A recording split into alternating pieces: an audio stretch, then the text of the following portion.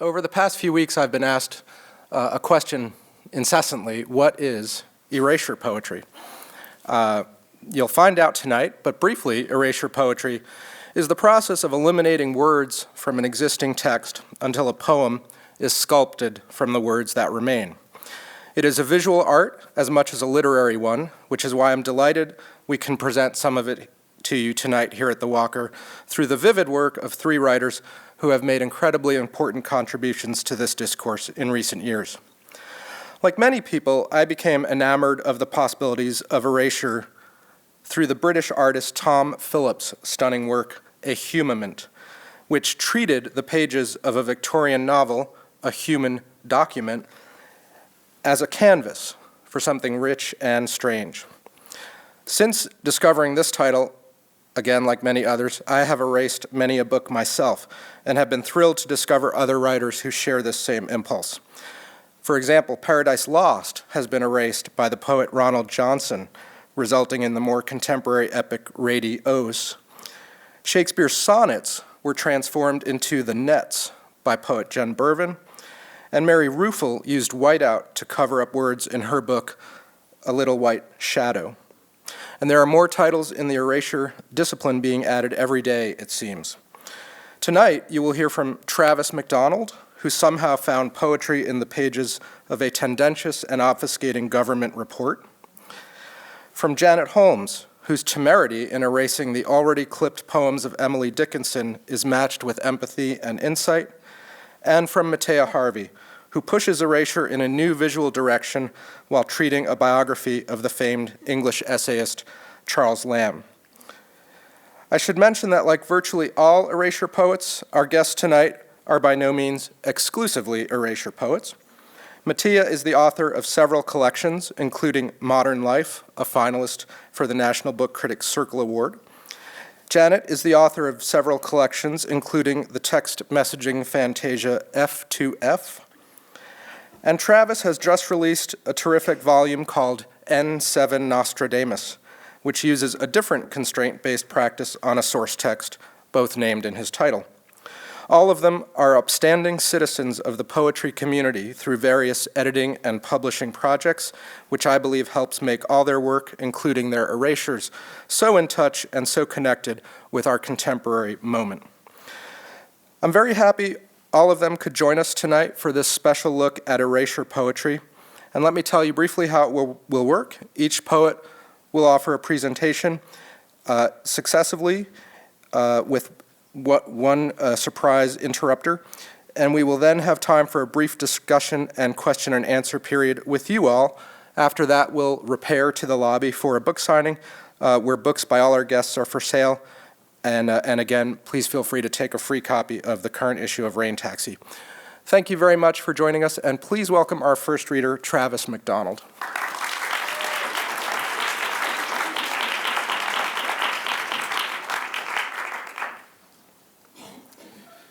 Thank you, Eric, for the introduction and for making all this possible. And thank you all for coming. And many thanks to the Walker Arts Center for also making this evening possible. I am going to read tonight from my book, The Omission Repo, which, as Eric mentioned, treats the first 4 chapters of the 9/11 Commission report using a different method for each chapter. I'm not going to pause in the middle, but I do want you to know that the first chapter I will read, I'm going to read the preface, and then the first chapter I will read is from the first volume of the book. The second chapter I will read is from the second volume, which is not yet published as a collection, but is forthcoming in that chapter from Beard of Bees. So, the Omission Repo, a repo of the omission error attacks on UNIT. Reface. We, the narrative of America, present this repo as a history of the how we have from the outset been took. Our aim has been to redress its lexicon, adjust the lines within, between, and across loss, and balance event against the instruments of change over every page. We have searched past sight and witness for this final fraction of light. We emerge from this, or into this, as other. Chapter 1, Weave Plan. Dawn ate early and readied the sign structures of city. A people began among the air and lights, and Unit in his system created special measures of craft. Between and bound for term under the standard of a handgun, carried in the ear. Bound by air and English and the television screen machine of the ordinary. All aboard the morning that America's fasten seatbelt sign turned on. As it began, we who would remain closed in the thereafter made an attempt to stop this action outside approximately. An author on the ground told of the opera problem. Everything will be okay if you just stay quiet. The opera thus began. At 8:26, author had his throat slashed, was on oxygen, was a bomb in the cock of the craft, losing wood all over the place. Hone ash into instant, and light knives passenger the eye forward to the sea between sign and stabbed. At 8:58, the light left a message. It's getting bad, Dad. It's getting very bad, Dad. God, my God, turned on a television. At 8:10, the first ember pushed back from its sign, used knives on the ear. At 8:54, the craft was lost. At 9, lines had been lost to Unit. At 9:12, the point was cut off after the first call.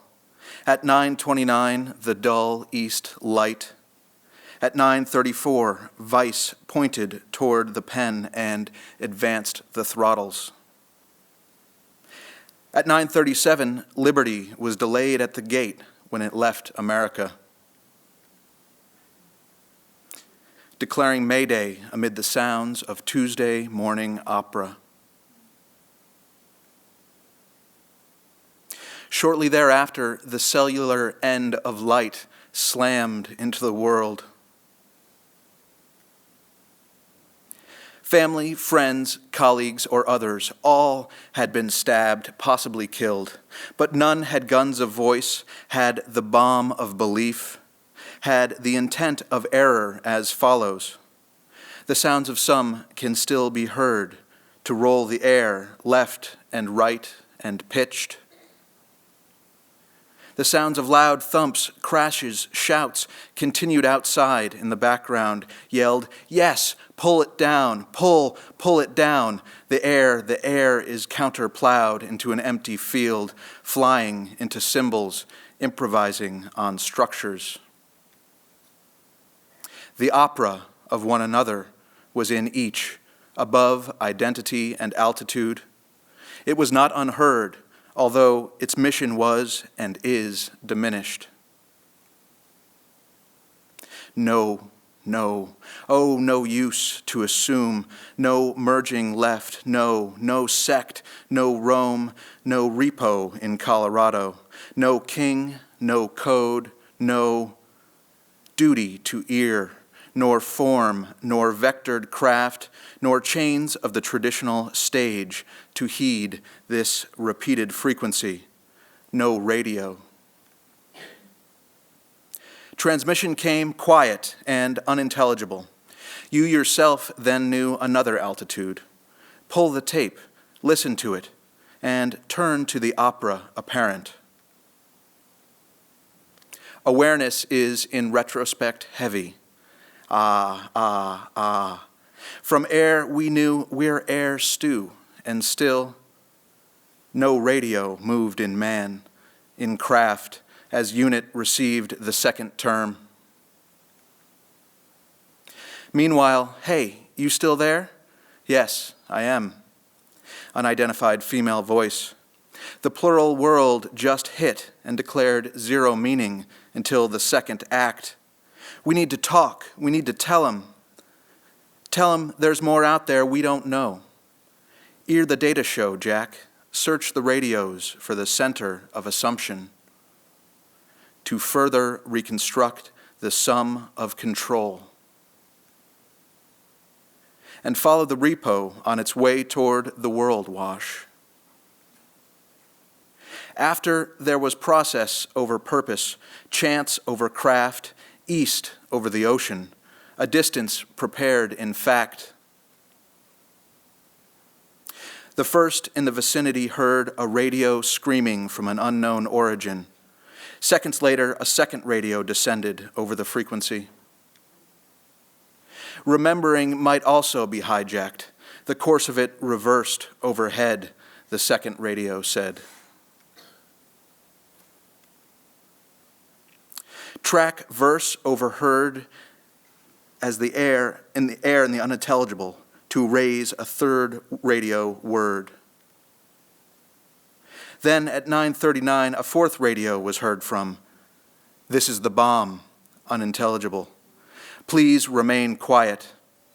Unit did not respond as lost matchlight turned ear to order the air out of wash. Within seconds, the form was waving his wings. The craft had crashed in the transmission. There is now a repo of smoke from the ash of unit. At the arrival of knowledge, the news had already improvised the true picture of individual thought. More than the actual made it appear that raising effect of timely form to morning, that same incorrect testimony to a phantom impression of moving. The world within the ear told of the opera world, a twin world, the world about to begin, as anything other than the world they knew. And this is an excerpt from Volume 2. Sight and sigh. We have tried to remember that sight can sometimes see what happened in shadow much easier after the event. The event, of course, was signaling and pregnant with the bare facts become still clearer.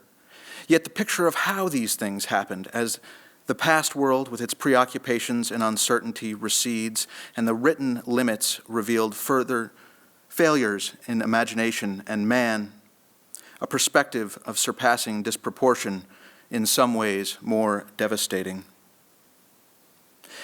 Measure itself was dispatched by remote, and a mixture of hope was cut, dealt with admiration, envy, and blame. This kind of cultural asymmetry seemed very close under the gravity of you who gathered to contain. The attention in these weapons of epidemic formed, in documents distributed, and in the specified symbols of civil tradition revealed in reference. A portent of possible sentences mentioned the evolving goals for mourning, as errorist groups determined to complete portraits of author on the scale of that cumulative eclipse, to tackle the problem of this portraiture given the character, to recapture in lead the head of that writing, to redefine that face beneath the knowledge hat as uncertain version of ordinary experience, such differences blistering implicitly. We return to the issue of proportion and imagination.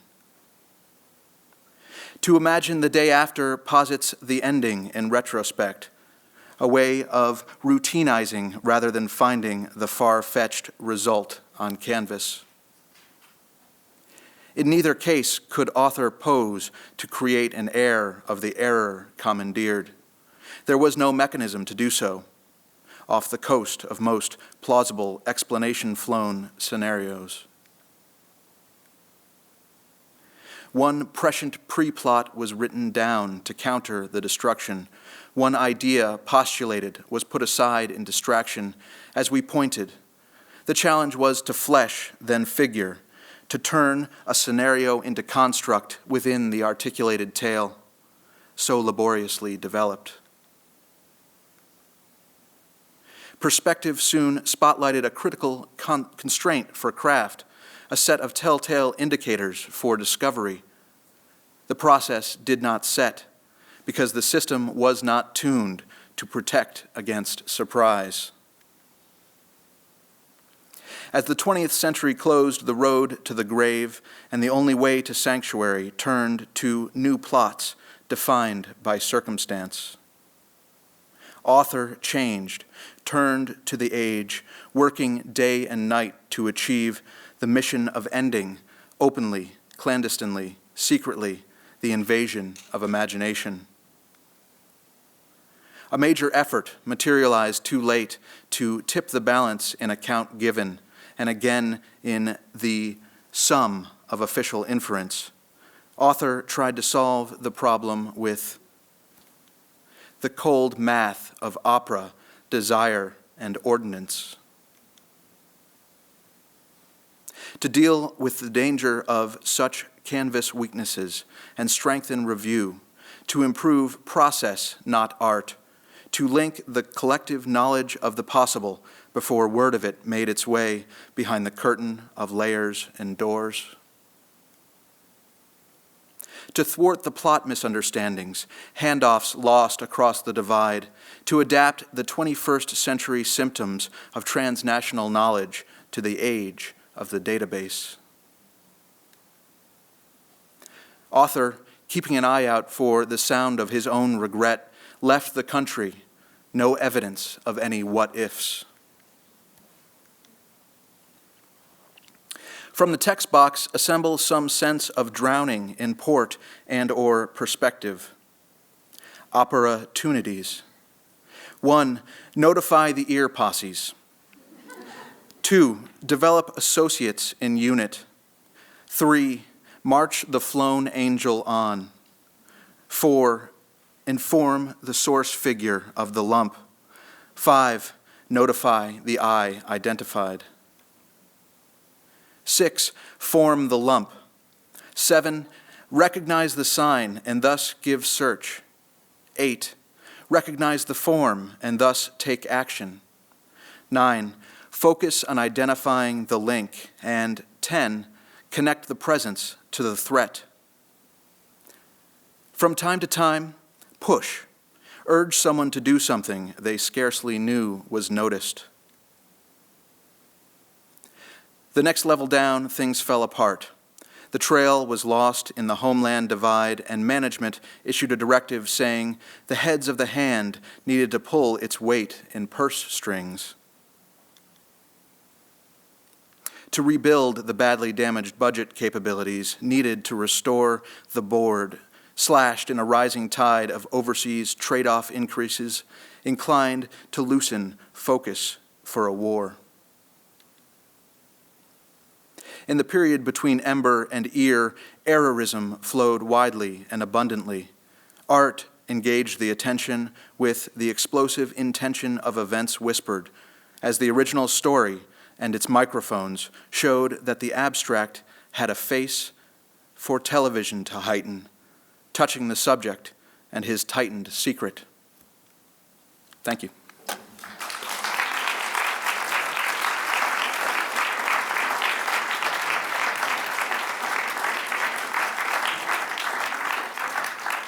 Thanks. Please welcome our next reader, Janet Holmes.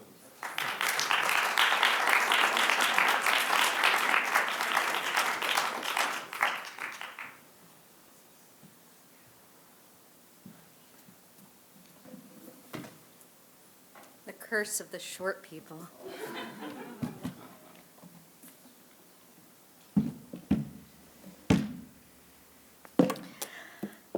Wow, it's bright.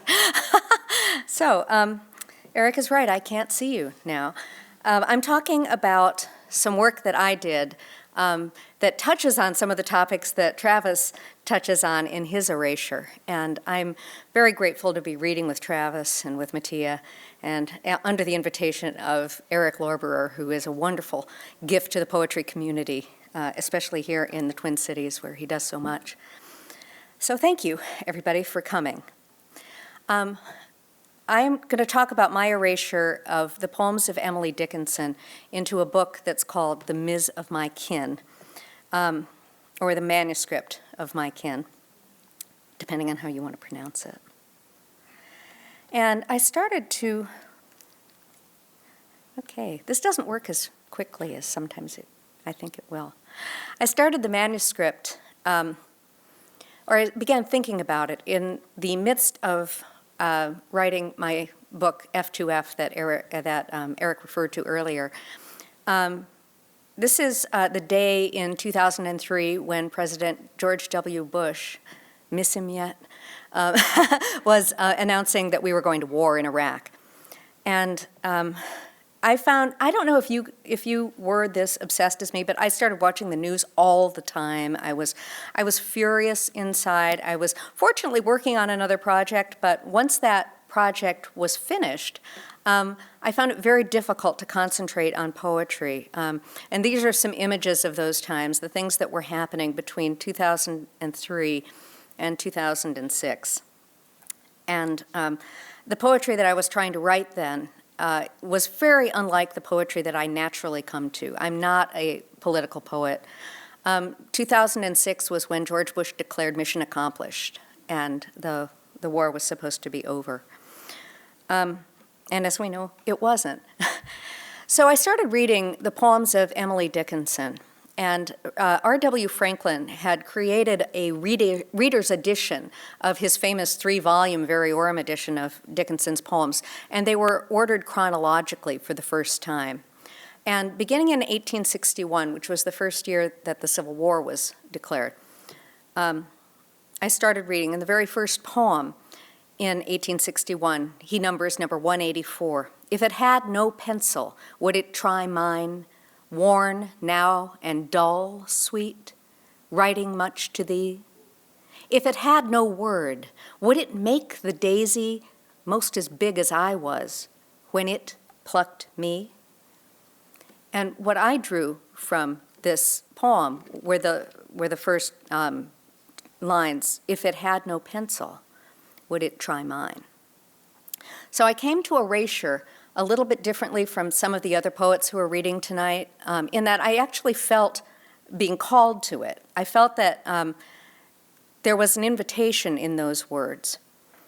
And I just read a few more poems. I got to 187, and through the straight paths of suffering, the martyrs even trod, their feet upon temptation, their faces upon God. And I began to see that there was a diction, a lexicon that she was using, a vocabulary that I could work with to create some poems. So, martyrs, their company streaks upon a planet's air. And then I get to 188 and 189. Then to come. So, I began to see that I could work with this material. The problem is that all of the erasures I had seen were done on texts that were out of copyright. And the Franklin Reader's Edition, because it was newly edited and had this chronology attended to within it, was under copyright. So I made some rules for myself, hoping that eventually, if I did publish this, that it would persuade Harvard, who owns the copyright on this, the Belknap Library, that I wasn't actually stealing their material. So my rules were, I had to use at least one word from every poem in the sequence, that I could not use an entire line, so that I wasn't taking the context so much of Dickinson's poetry, as I was literally just using her vocabulary in the order in which it appeared in the pages. So, poem 247. The lamp burns sure within, though serfs supply the oil. It matters not the busy wick at her phosphoric toil. The slave forgets to fill, the lamp burns golden on, unconscious that the oil is out and that the slave is gone. And if you begin to think that you're collaborating with Emily Dickinson and she gives you a poem that reads, it matters that the oil is gone, it's kind of a confirmation. She has a sense of humor. She was going to let me kind of have fun with this, and it was helpful to think that that was the case.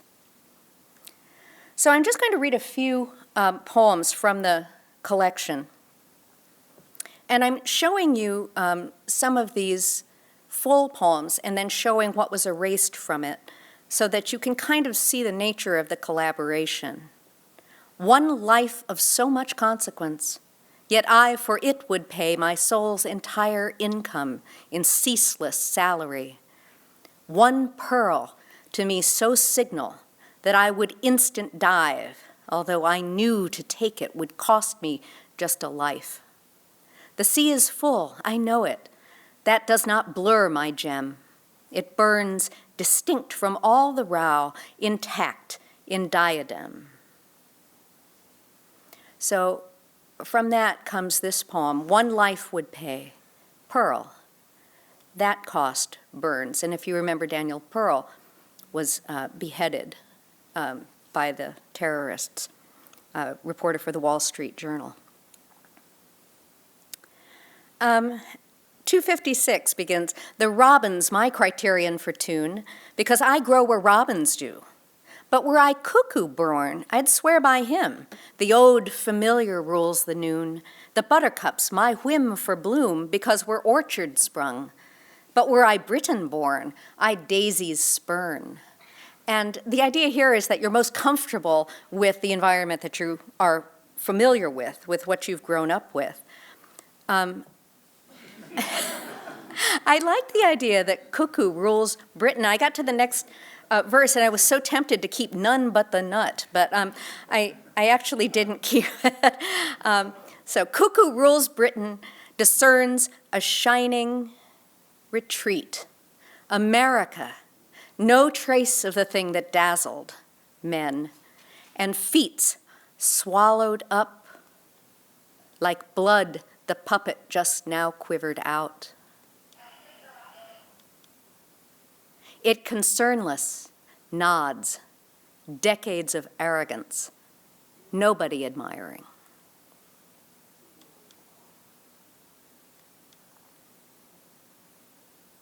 Okay, this begins, would you like summer? Taste of ours, spices, buy here. Ill, we have berries for the parching. Weary, furloughs of down. Perplexed, estates of violet, trouble ne'er looked on. Captive, we bring reprieve of roses. Fainting, flasks of air, even for death, a fairy medicine. But which is it, sir? Captive, ashamed of that dishonor. Bend low. Again, voice at the door, to justify, he never saw this. The other's dog goes first to the vein. He doomed to die unheard. Civilization never rebuked her. She was the keeper. Pity left her.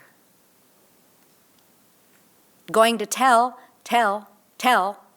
they, you tell, were silenter, begged to be ended. I was very surprised to find Abu Ghraib show up in the middle of Dickinson's poems, and they stayed there.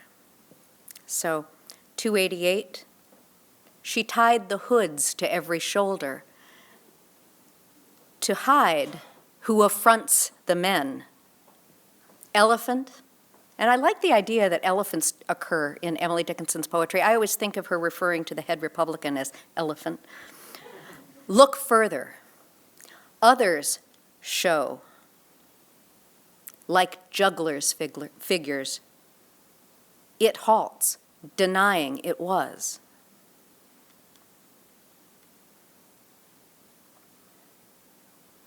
I have more than one voice entering in these, so I was able to have a few voices from other people, and I just have a couple of poems, I'm not reading very much from the book, that will illustrate how others' voices came out. So if you see this one, of nearness to her sundered things, the soul has special times. When dimness looks the oddity, distinctness easy seems. The shapes we buried dwell about, familiar in the rooms, untarnished by the sepulchre, the moldering playmate comes. In just the jacket that he wore, long buttoned in the mold, since we, old morning's children, played, divided by a world. You can see that she's beginning to write about the war and about people who are coming home to be buried. The oddity. We buried the jacket he buttoned in the mornings. The tie. The beads strung. Service boots. An ear wrecked. And so appalling to know the worst. The truth, if we stop, just let others, I'm sorry, I missed the word, just let others, I've missed one, something, terrors or takeless sweep. I thought I knew how to do PowerPoints, but I think I forgot to highlight a word there. But the phrase at that time, let us get out, let other people finish this, very much a thought of people who were the parents of soldiers. I love this poem. Mine by right of the white election, mine by the royal seal, mine by the sign in the scarlet prison bars cannot conceal. Mine here in vision and in veto, mine by the grave's repeal, titled, confirmed, delirious charter, mine long as ages steal.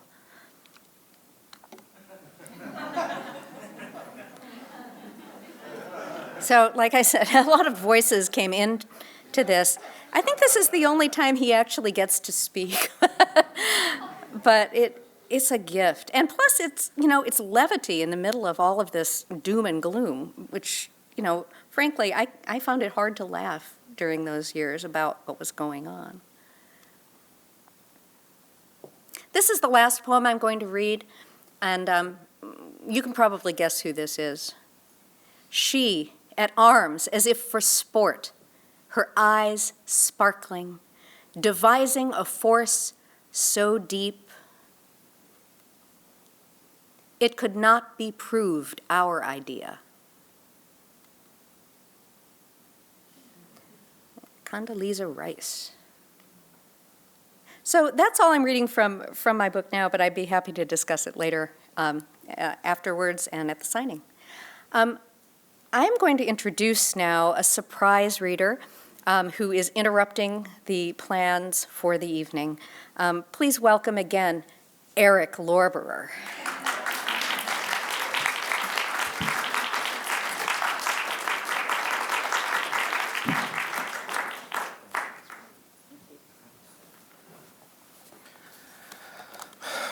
Surprise. Thanks. Before Matia Harvey rescues us from our military moment, I wanted to share a brief erasure that I penned a few years ago here, and it's a special one to me. I did it at the invitation of several people who had curated an exhibit at the Traffic Zone Gallery here in Minneapolis. The exhibit was called Ex Libris, and it was a fascinating show that looked at art that took the book as its starting point. And in addition to reading, previous erasures I'd written over the years, I wanted to create something special for them. And there was a piece in that show that really struck me by an artist named Philip Barber, who turns out to be from Minneapolis. This is one of his paintings, his pieces. As you can see, he likes to paint over book covers. And often defacing some of the text that is on those covers, very much in the spirit of erasure. And I don't have a slide of the one that was there at that show, unfortunately, but I wanted to give you a sense of his artwork. The piece at that show was called was a book that had appeared in the late 1910s, maybe 1919 or something, called Lessons of the World War. And Mr. Barber had swathed over it in red paint, and in so doing, defaced the word war, and it was called Lessons of the World. So I did my erasure in red ink as an homage to his piece, and this is called Lessons of the World. The present is an event, a fresh distribution of the world, a reciprocal influence, a change in gravity.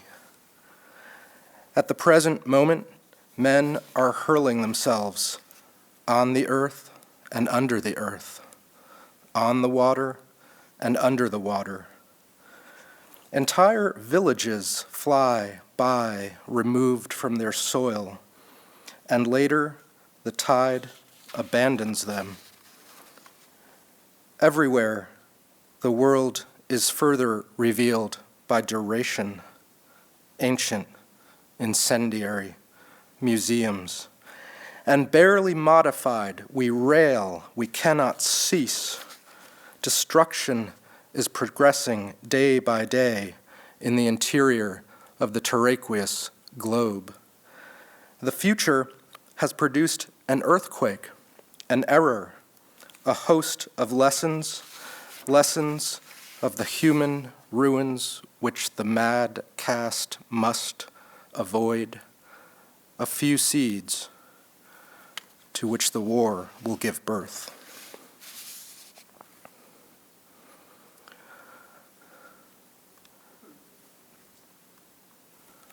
Oops. Notes relating to the table. Wounded is correct. It results from this. Missing are also great numbers. The dead form figures greater than. We have not given the gross losses a wider and wider front. It has oscillated. This table is based on relations.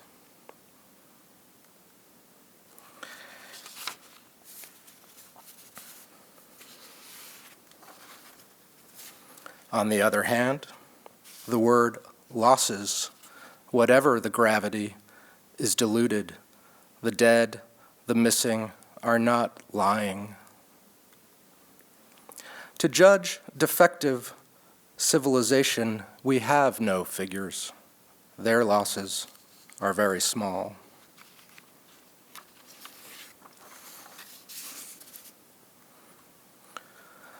When one is asked, I am pleased to be able to become alive. Sometimes the wounded have published nothing. In each country, the public has tried to plumb the elements which compose them, those dead, those who can return, and those among the dead. These three armies must remember expression transforms men into things, remains unequally divided. The crumbling powers have made this exhaustion the exhaustion of human, all intact without speaking the question of human. We may count by limb, sight, or insanity this human. We must add to it, hanged, inevitable. We must add more for the total. All figures below the truth are ripe forever.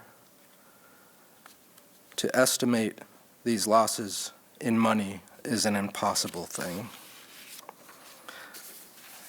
Thank you very much, and please welcome Matia Harvey.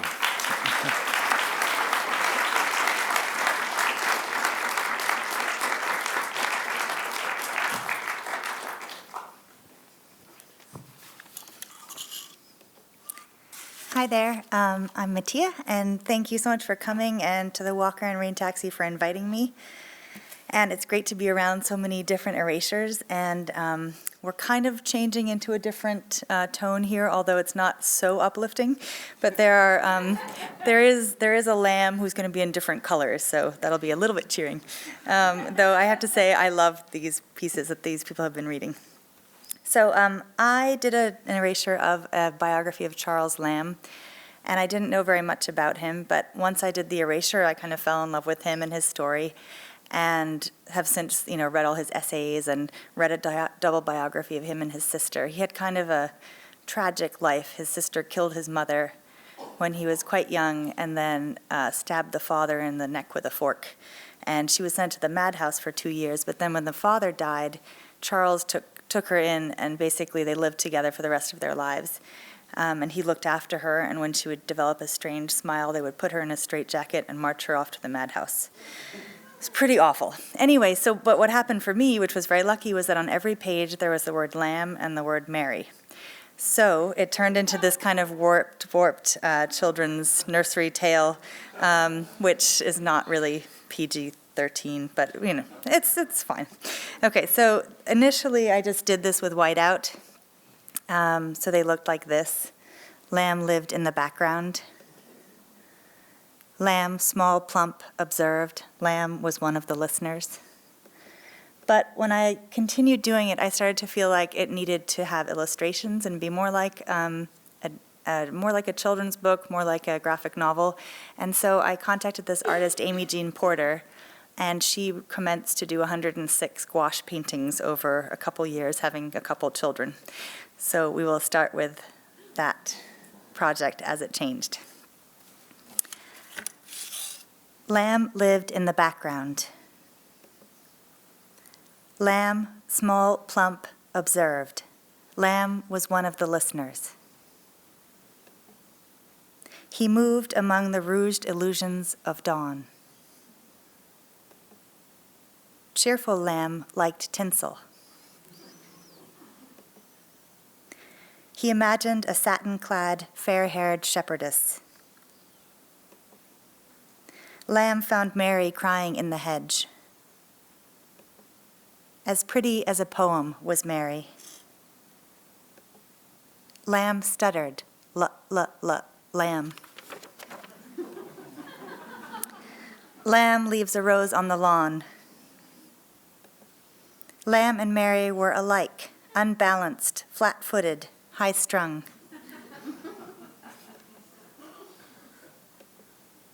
Mary called him delicious. Actually, Lamb liked meat. The house lay unexplored. Mary took him for a walk in the yard. Mistress, consider the clouds above me a roof. Bound together, Lamb and Mary gazed at the thronging crowds. Lamb felt unusual next to Mary. It's a difficulty. By nature soft-hearted, Mary was devoted to him, read to him, fed him with cakes and religion. Lamb felt the need to be a favorite lamb. They pined and hungered after bodily joy. Lamb and Mary met in whatever room happened to be closest. Who would not be curious to see the pictures? Lamb and Mary intertwined. Lamb replied, I am afraid. Mary shut his eyes to the future and ardently turned to animal satisfactions. Lamb described London Bridge with his tongue. Calf love is fanciful, wistful. Lamb settled on his pillow, the material a faded print of princes. For Lamb, white-faced, fettered, time was full of time. Lamb's delicate breath grew stronger, his poems dreamy. Lamb imagined the story of a lamb made human. And if you look, He's still furry there, and he still has his ears, but he's become a baseball player. Lamb did not always make a good first impression in conventional society. Lamb thought about trousers, but he was a nonconformist. He was, to use his own phrase, half a man. Blurred mornings, the smooth lawns sprinkled with Lamb's imagination. Bright glint in the garden, Lamb jumping in December. A quarrel began the trouble. Irresistible Mary cautioned against pleasure. Lamb, dozing by the fire, turned round and said, "Oh?" Disappointed Lamb ate a nettle. Lamb, eyes shut, ran backward. Winter washed by. Easter was a tough master. A perm did not prove successful. And I love her invention of the George Washington crossing the Delaware of her hair right there. His anxiety, a glittering chandelier rustling in his mind. The nearest field, 16 miles. Foolish dignity and moonlit tears, his two prevailing moods. Vacillating Lamb owed everything, owed nothing to love. It did him good to imagine shackles for Mary. He seethed in the cloisters, incomparably alone. Poor spindly Lamb experienced a shrinking world. Lamb was not mature. A dismal tide rushed in. Lamb turned to drink. Sweet, quiet Lamb swore at a bystander. Flippant Lamb misbehaved at a funeral. And if you can see, there's a fly and a little funeral pyre of nettles. Lamb in the midst of the lake destroyed the rainbow. Lamb disliked the lark, that little orchestra. The world showed gray as something fallen from the mind. He turned to the white papers of sleep. Lamb on his side, gasping. Poor Lamb. Nerves his family, trouble his home, dark spirits his company. He would snap at Mary if he did not feel like feeling. I cannot whip Lamb, thought Mary. Look at her long, rueful face. Goodbye to summer, goodbye to autumn, dressed in the regulation yellow of change. Lamb's first letter after 6 weeks in a madhouse. I bit my shadow and Mary. Crammed with language, Lamb was now talking. Here, a typical sentence. I have sometimes in my dreams imagined myself as King Lamb, Emperor Lamb, higher than which is nothing but the Lamb of God. Haunted Lamb sang out, shut the door, allow me to see organs once more. We have for amusement a library without books, a newspaper no better than a prison. Dullness brought anxieties, Lamb strung in the streets. With feverish eyes on the dawn, Lamb felt on fire. His obstacles began to fade. New Lamb was dandified and amusing, often invited out to dinner. Lamb delighted in surprising others by his liking for slippers, including Oprah. Before breakfast, Lamb liked smoking. His reflection was his most exquisite pleasure. Lamb lapses into logic, a tree throwing out branch and blossom. Face to face, they ate. Lamb exclaimed, I hate the country. Mary thought, I think I will go and look at Valentine's. What did Mary think of children? Lamb a father of a dark-haired little girl lamb?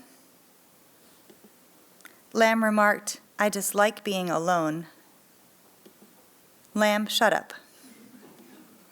It seemed natural they should adopt. A nervous autumn, merry in a mood, Lamb had time to brood. And here I want to point out to you that the original book is right there. That's the little secret on that one. Mary had a fit of madness overlooking the River Seine. Afterwards, Lamb did not venture far from London. It's not doing it. There you go. Of depression, Miss Mary was too fond. Madness returned like a blanket. The piano rushed from the room. Lamb was obviously a gentleman, not a fellow who goes whisking about like a ball of worsted. And on the piano it's playing Mary Had a Little Lamb. She closed her door. In the next room, terror. In the house, remorse. In the next room, the very next room, indignation, grief. The world shaken up in a kaleidoscope. Her madness, her madness, her madness. Mary is ill again. I have nobody by me to speak to me. Should I tell you I watched her eating a bit of cold mutton in our kitchen?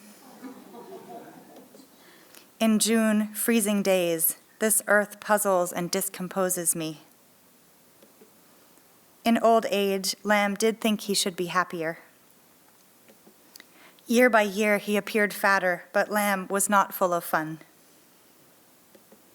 Lamb confessed, can you make head or tail of heaven? The life contemplative is unwholesome food, a snake in the temple garden. In the trees, fantasies. Lamb on the lookout, Mary overquiet, a pathetic little pair. Lamb walked over the hill to the wide, wide view. He could hardly support his shadow. Lamb's mind struggling, forgetting. Memories were the house not lived in.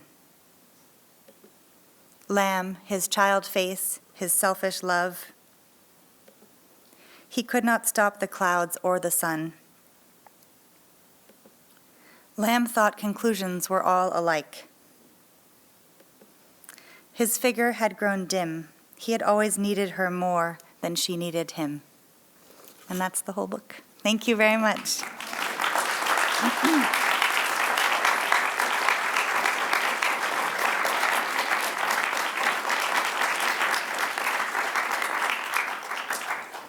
Thank you very much. I'm going to invite all, our three guest poets to join me on stage. We can have a few minutes of question and answer, if you don't mind. As some of you may know, the Walker is archiving the entire performance, and so we want to make sure your questions are on the tape. So ushers are in the aisles with microphones.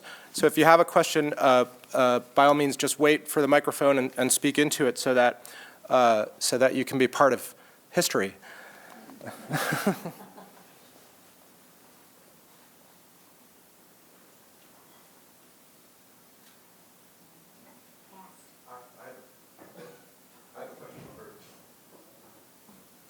Hello. I have a question for Matthea, excuse me. How much did you have any input on the images, or did you leave that entirely to the artist, or were they collaborative in that respect?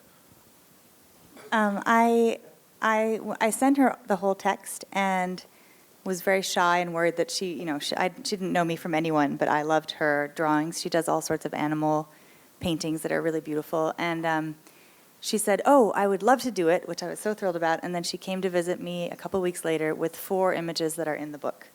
And so one of them was Lamb in the midst of the lake destroyed the rainbow, which is where he's in the bathtub eating the shower curtain. And when I saw that, I thought, she's going to do a whole independent imaginative act, and I don't want to get in the way. So I just let her do whatever she wanted to do. And as a result, I think they're less illustration than they are like one more step of erasure or creation or something. So I was just lucky with the collaborator. Yeah.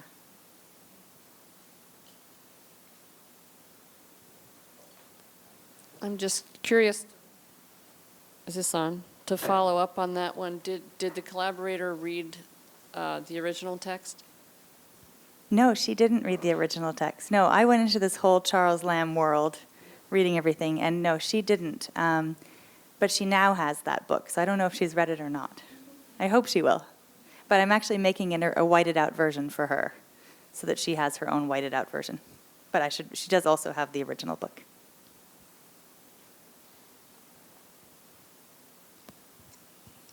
I must live under a rock. This is a mad, insane project you people are about. And tell us, how did you come to this idea? Did you hear it from somebody else? Did you dream it? Did you talk to each other? Did you talk to others? Did Eric call you with this idea? It's really quite wonderful.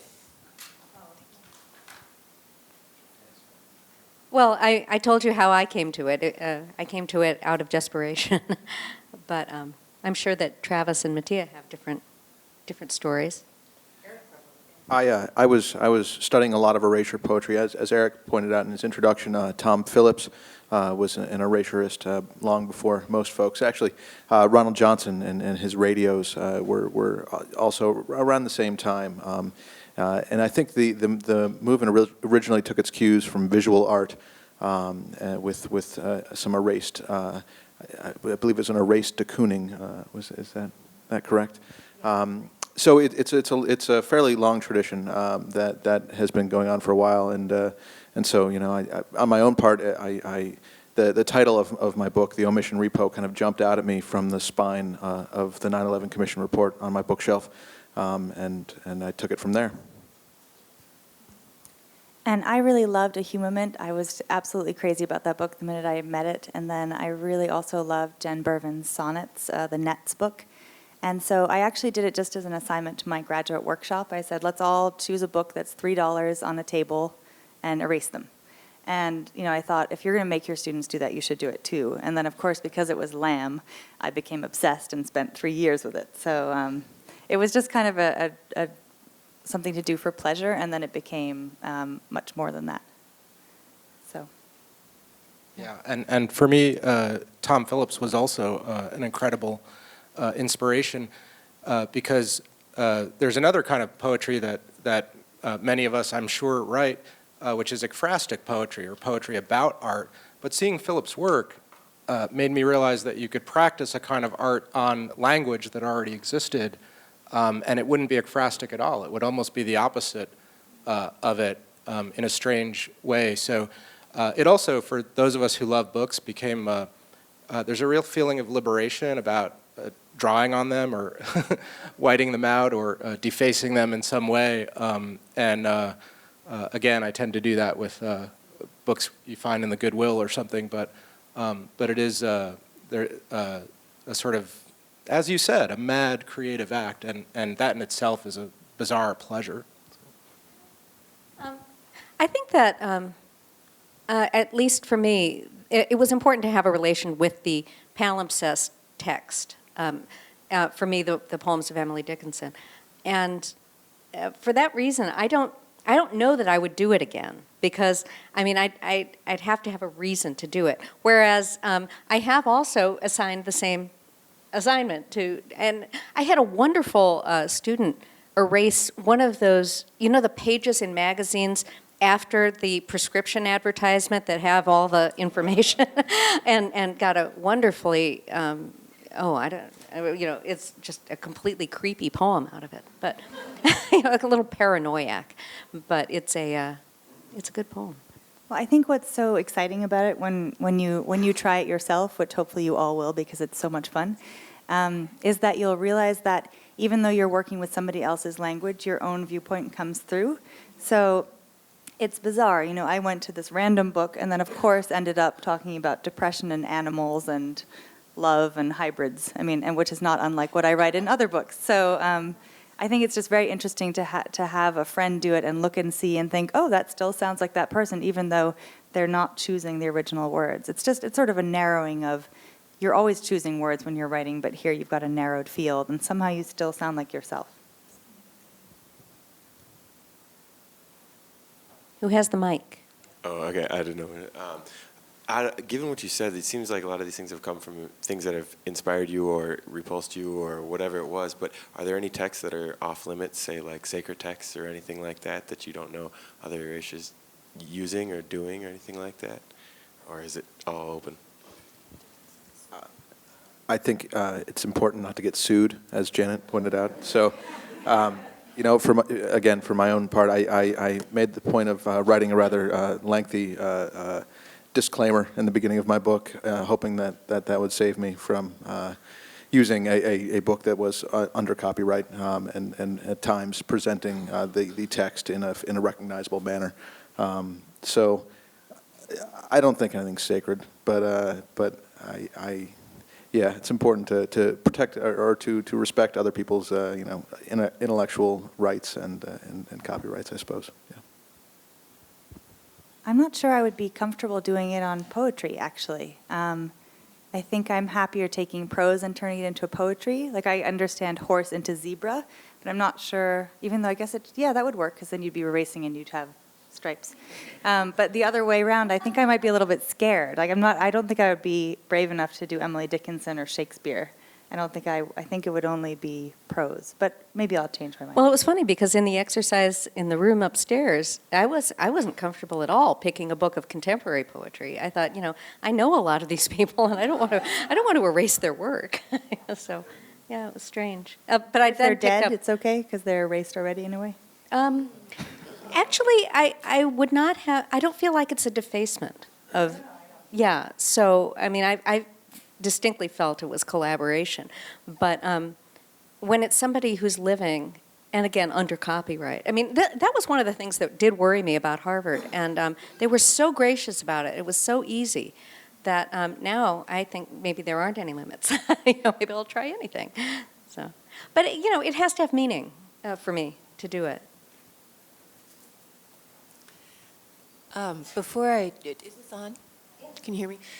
Before I'd ever heard of erasure poetry, I'd heard of found poetry. And I think the first example I ever heard was... Is it on? Okay. Annie Dillard's book, she found an old text, I can't remember whether it was like of sermons or what, and she put an exclamation point. She chose lots of that text and she put an exclamation point after every line. And it's just, she just created this hilarious character who was so full of life, sort of Whitman-esque. But my question is whether any of you have ever worked with found poetry and kind of what the boundary might be between found poetry and erasures. They kind of are on a spectrum, it seems.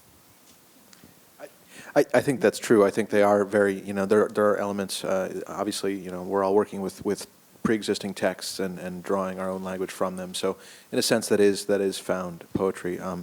You know, I tend to do that a lot in my own work, whether it's replacing certain words in a text or erasing words to leave something behind. I think they're very related. Yeah, I think.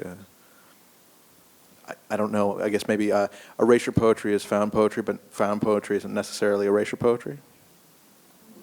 Yeah, exactly. Found poetry tends to clip an entire section and then present that as the poem, whereas erasure really likes to dive in and, as you saw with some of the examples, really just even take stray letters and phonemes and sections and really play with it while still trying to honor the constraint of the original orders.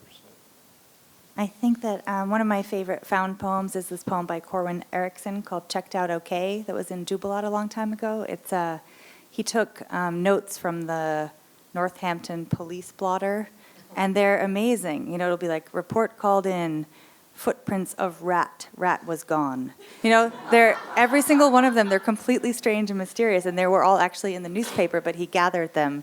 And that was a great example to me of something where people maybe weren't looking at it in that way, and the minute he said this is a poem, it became this really beautiful thing. Yeah, I mean, I said I probably wouldn't do another erasure poem, but I going through my work, I used my father's diaries as part of Humanophone, and so I guess I have used found poetry, And I'm thinking also of Harry Parch's writings, which I used in, that was also Humanophone. Oh, I'm sorry, the diaries were in the green tuxedo, and Parch was in Humanophone. And, you know, some of the things that he would say were poetry.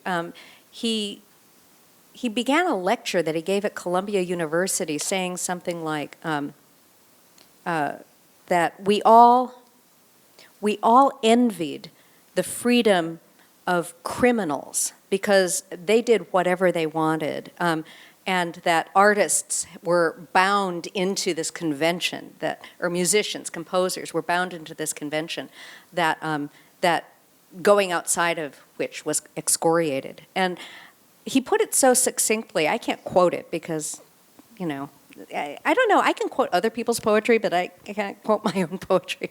But he put it very beautifully, and so I let his own voice speak for him occasionally in that poem. And it's always hard to know how to acknowledge that, but I do it. I had one example of this that I feel like I should just say because it's funny, which is that my husband once said to me, "I may, after leaving you, walk quickly or even run." And I said, "Oh my God, it's such beautiful music to that." So I wrote a poem about that. And a few years later, we discovered it under divorce poems on the Academy of American Poets website. It really wasn't a divorce poem, but it was sort of funny. Yes. How has the history of this kind of poetry played out in your writing? I'm thinking of the 1920s, the 40s, the 50s with Burroughs and Kerouac, and they did a lot of cut up, paste together poems, and has that played any role in your own discoveries? Yeah, in many senses, I sometimes think of Erasure as the illegitimate or very legitimate offspring of found poetry and collage. And so many of the movements that you're talking about really spring from that seed of that sort of modernist seed of collage. So, but what is so, for me, what is so great about those the techniques that have arisen from some of those early avant-garde ideas is that they're still very alive. They're still very dynamic, and as you can see, even in the variety of what's been presented tonight, and we all acknowledge there's so much more going on in this field out there, but there's so much that can be done with it. So, yeah, but that history is, I think, it's a living history. And it's very rich. I mean, you mentioned some folks here who've done a lot of work in working with the materiality of text. Another person who comes to mind that probably doesn't get a whole lot of recognition is D.A. Powell, who was very influential on my work. He was very much he approached it as a printer and as a typesetter, and set about, you know, working over texts and reworking texts, and so, you know, there's a lot of different examples of work that, you know, that of folks that came before. This is by no means a new form, but I think it is starting to take shape as a form, and I think, you know, people on this stage are helping that happen. So, thank you all. I'm kind of glad that the question of the sacred came up, because I had been thinking, rather than is there a sacred text that you can't approach, that this is a form of exegesis, it's a form of reading that's very similar to some, say, Kabbalistic ways of reading, in which you find the poem inside the poem or the text inside the text, and you're unlocking something that the outer shell of the poem or the source text has been holding all along. And so it's so rich. It's a way of reading, because when I can hear that and I can see it when you highlight the words, but I had an even more, when we did it briefly, some of us were up in the Gallery 8 actually trying to do this with some texts. I found that the degree of attention that I had to bring to every word in prose passages in what I was working with was so intense. I mean, I chose a text that I teach fairly frequently, but I had never paid attention to every word in making a decision about, or in letting a word jump out at me. And I imagine for other people it's a different process. It could be very intuitive, or it could be instinctive. But it was kind of a blend of the instinctive and the searching out, and you really develop a very intense relationship to the material where you really feel like you're channeling something that's already there. And I think it's particularly remarkable in something like the error omission, in which what you find there is a complete undercutting, or, well, that's what deconstruction gave us, right? You find within the text the means to unravel the text. So to me, it's a very profound practice. It's not just a lark, although it's fun. I agree. It's not a lark. It takes a long time. I mean, when you said it took you 3 years to erase the Lamb biography, I totally see that. It took me about 3 years to work with Dickinson. And again, it gets intimate. You get very intimate with the words, the vocabulary, and the mindset of the poet that you're working with. Was it Whitman that said reading is a gymnast's act? Yeah. So that's something I kept coming back to when I was working on it. You learn to read in a different way. You read. We're so used to reading left to right in this country, in this culture, that you learn to read down the page. You have to learn to read diagonally. You have to learn to read backwards. It really helps you approach the page in a different way, and I think that ultimately informed my own writing, at least, and certainly.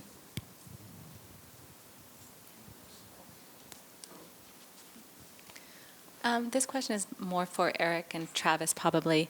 But I noticed that when you were reading your poems, that you inserted your own stanza breaks and punctuation and elided that of the text. And I just wondered if you had any thought about how the reader would do that, since it's not actually in the poem as it remains after you have blocked out the text.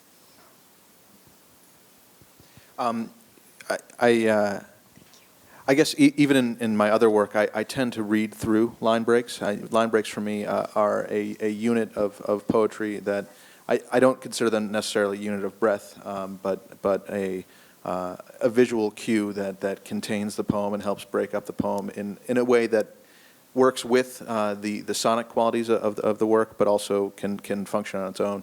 So I kind of I read them as I heard them, and as they formed themselves in my mind. And so I guess I wasn't thinking so much about the breaks as breaks, but as opportunities for connection between the work. Yeah, and sometimes, for me anyway, erasure is a step in composition, and eventually more transformation can happen. It's more of a spur. So, for example, if you look at Janet's book outside, you don't see the original text. You see the poem that resulted, and there's something really useful about that sort of extra leap, almost leap of faith to go ahead and make it your own poem. But on the other hand, sometimes leaving the visual trace behind. So, for example, in the one I showed tonight, I really want to leave all the red splotchy crossing out behind, whereas for many other times I'll eventually retype the poem and just present it as a sole poem. One of my friends said that I erased Emily Dickinson in order to make it look like Charles Olson.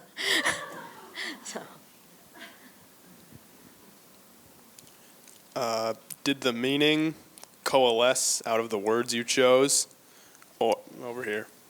Or did you choose the words with a meaning already in mind when you started and chose them to fit that? Are you asking? I'm asking all of you.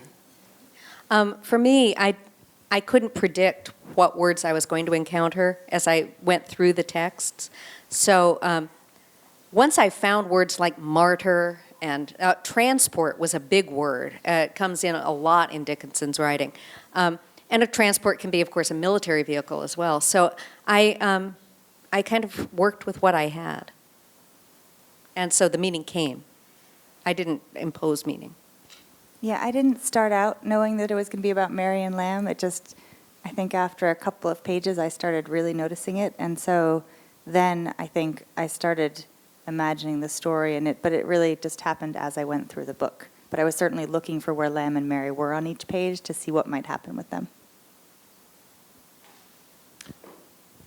Yeah, I think the themes and in my case, some characters emerged and some things that emerged that were on the page. The opera came from operation, and that was something that was recurring throughout the text.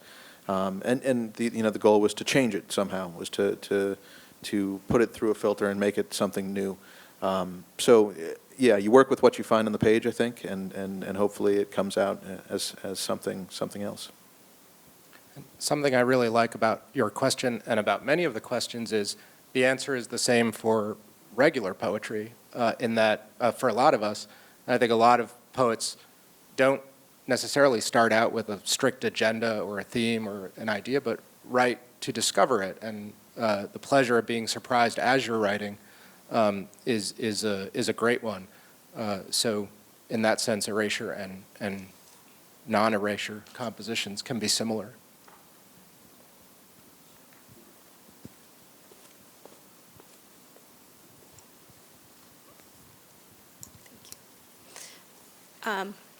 I'm so grateful to have had the visual to follow as we were hearing your work. And I immediately experienced sort of a reminiscence of having gone to see Jenny Holzer's show, Protect, Protect, at MoMA last year, 2 years ago? Beautiful show, right? And so she did this thing where she took pages of government reports about the war that had been declassified and had been redacted. So much of the words had already been removed by the government, and she painted the exact image of those printed pages with the redactions in place. So it looked remarkably similar to some of what we saw on the screen tonight. I'm curious, have you had moments in this process of experiencing yourself as a visual artist more so or as much as a word artist? Does that question make sense? I mean, in particular, I think about the red ink and how absolutely essential the red ink is. Did you experience yourself as a painter? Yeah, for one of the few moments, because as I said, I often tend to end up hiding that process because I'm not a visual artist. But in this sense, I thought it matched some of the vulnerability of the text to allow the reader to see the messy attempts to choose what to show. And the messiness is really part of what was happening there. So in that particular case I did, but it's not normally true for me. I didn't. Although, I wasn't as good about, I look at Travis's and there's strike-throughs, and some of his strike-throughs are really beautiful in some of the chapters you didn't show, which are almost geometric and really gorgeous. But I was like going through and I was circling words, and then I'd revise the poem and I'd erase one word and circle some other words instead. So I really was working with the text a lot more.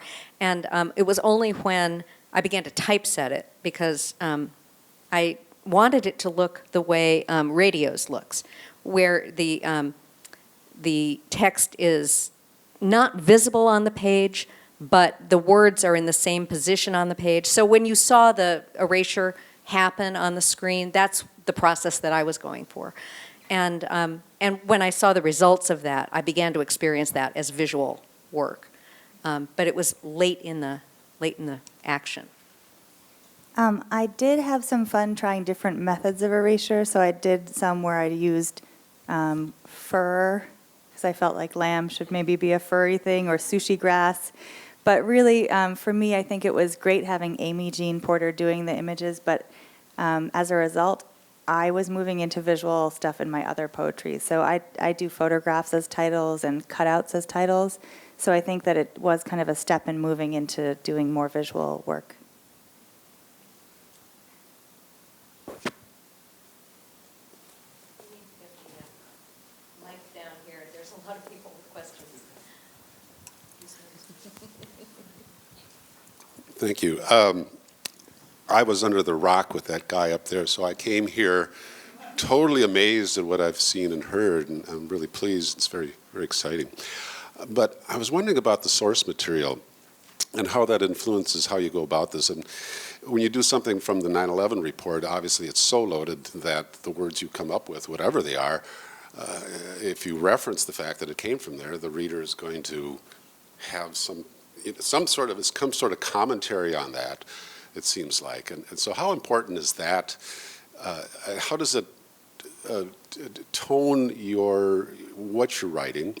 And I have to also observe when you were writing, I don't know the source material, but visions of recent events in Japan came to me. So I'm curious as to how the source material influences how you write this, and do you reference each time where the poetry comes from? I think it does. That's the short answer. You're using the language that's provided to you. You are naturally restricted, and so the tone is underlying everything that was existing there before. Again, I feel like I tried to make changes and to change the narrative, change the story that was being told. But again, working with a limited word bank, some of it comes through, and I think that's important. I do think there were a lot of things that Janet pointed out in her work that were influencing my own word choices, my own decisions, and yeah. So does that answer your question, or is that? Yeah, especially when you're dealing with something political, the agenda is pretty high, but still the surprises are really fun. One of the earlier erasures I did in the 90s, I read at this reading a couple of years ago, and someone came up and and said that that poem about 9/11 was really beautiful, and it had predated. And then I looked at it and I thought, it really is about 9/11. It's just eerie. So you almost can't over determine it too much. But yeah, it's a pleasure. Probably just one or two more. It strikes me in the same vein of what you're now talking about, that the choice of whether or not to leave the text visible has to do with how ironic you want your erasure to be read. Not always. In my case, I literally was not allowed to publish the text because it was under copyright. So that's why it's not there. That's why the words are in the positions that they are, so that you can inflect the text. And you can go buy a copy of the reader's edition if you really want to see it. But no, I was prohibited from using it. So that's one of the reasons it's not there. That's true, but as a reader or as a viewer, the 9/11 report, and also Eric's poem with all the red all over it, it seemed so much more clear. Having the text there directed my reading more than when, like, if I'd read your book without knowing what you were thinking, because you had just told me, I think there would have been a different impression, a more porous impression. I would feel a little less directed to read it in a very particular political way without the text. Just a comment. Yeah, I think that's true, and for my own part, I did want to show that presence in as many different ways as possible. So I actually, throughout the chapters of the book, treat each chapter differently. So sometimes that text is very apparent, as in the second chapter I read, where if you look closely, you can make out the grayed out form, much in the vein of Jen Bervin's Nets. Even in the first chapter, if you have the book in front of you, you can almost read the words, but it takes a certain attention and close reading to make it out. I guess I wanted that close attention on the part of the reader. This was very much a text born from another text, and I wanted to be able to show that process and to be able to show the choices, while at the same time, retaining something of the original. Yeah. And I feel sort of the opposite, which is that with the Lamb book, I wanted it to seem like its own thing, and then only have the discovery at the end. So in the book, it's coming out in May with McSweeney's. There's a note at the end that shows the process, but it's actually hidden. So you have no idea as you read through the book that that's how it came to be. So yeah, I think it's interesting to think about the different relations you can have to the text. Like I have a student who's really happily defacing the Da Vinci Code and finding really beautiful poems. Someone who did Jules' poems, and they were also amazing, the things she found in there. So yeah, it's an interesting thing to think about how you treat that text, whether you're treating it with respect, I think what you're doing is very respectful because it's preserving the shape. And it's like there's this ghost of the poems before. So yeah, there are different ways of doing it. I know I speak for everyone up here when I say we're very grateful for your interest and attention, and I hope you'll join us outside for the book signing. Thank you again very much, and thanks again to the Walker and the amazing staff here.